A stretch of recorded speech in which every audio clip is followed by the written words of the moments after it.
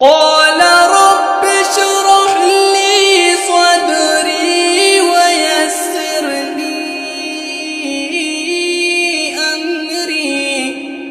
واحلل عقدة من لساني يفقهوا قولي واجعل لي وزيرا من أهلي هارون أخي اشدد به أزري وأشركه في أمري كي نسبحك كثيرا ونذكرك كثيرا إنك كنت بنا بصيرا